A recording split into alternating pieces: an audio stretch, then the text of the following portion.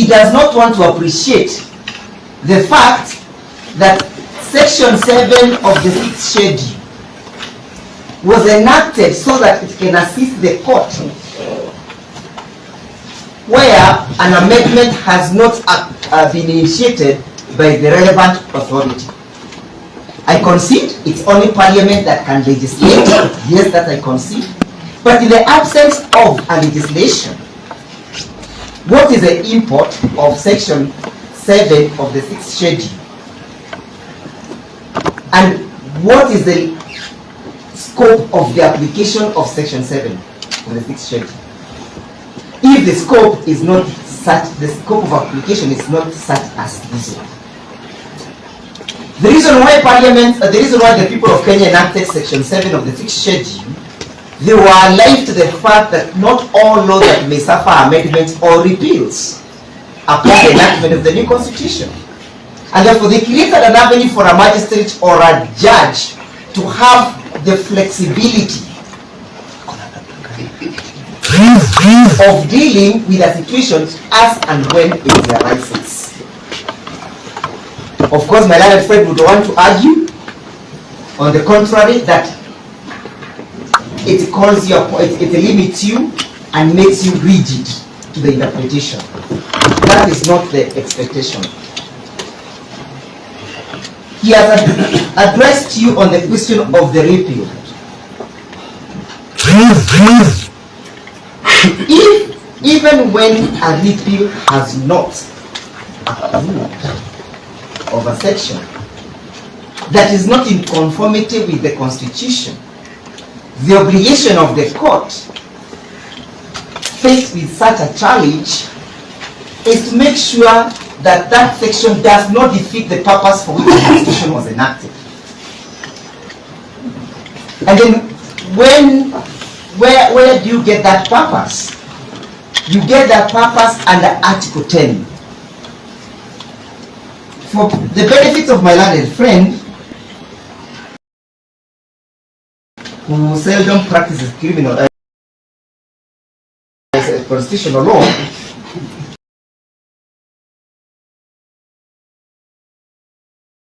Article 10 says,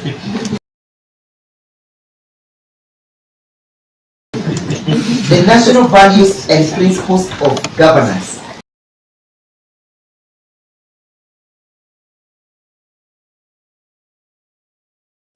in this article binds all state organs, state officers, public officers, and all persons whenever any of them applies to the Constitution.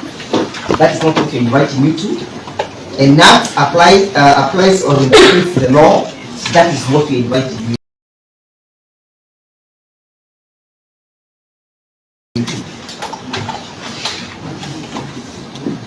This law, Section 19, Section 94, subsection 1. And at this juncture, Your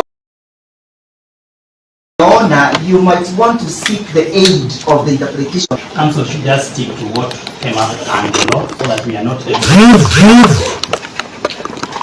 He addressed you on the applicability of Article 10, Your Honor, and I have simply dealing with the question of Article 10. I invite you to apply the tool of the Golden Rule. In 1930, when this section was being enacted, what was most relevant was the mischief rule that Parliament, as at that time, wanted to address. And this case is the Parliament of the United Kingdom. Granted that this country was a protectorate as at then, and Her Majesty government wanted to guard, control, and subjugate the people of Kenya. Your Honor, seriously. Yeah, that's what. Okay, I'll abandon that, but I know the court has noted. Now that we have the new constitution,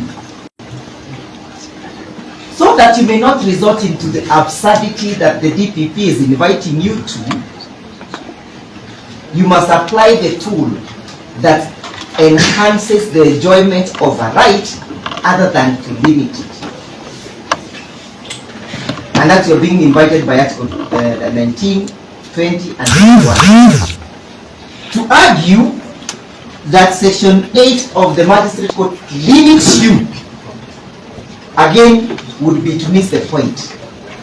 There is no possibility that the Constitution can give you, and Article 10, which provides, again about these values, and I want to just mention the value of human rights, that when seated there, Your Honor, you are bound by the values of human rights. And where do you get these values from? The Bill of Rights. So are you then supposed to apply the Bill of Rights exclusively? If you're then being invited that the only jurisdiction is under Section 8, subsection 2, then how are those rights contemplated? They are capable of being denied, violated, threatened, or infringed. By the deliberate use of the word threat in the section, threat, violation, denial, or infringement, invites you to holistically analyze the entire concept of human rights.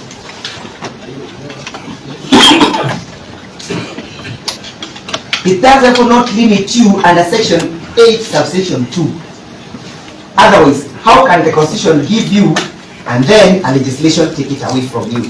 Then when interpreting that Section 8, again, you must interpret it in a manner that advances the enjoyment of that right, other than limiting it. Again, that is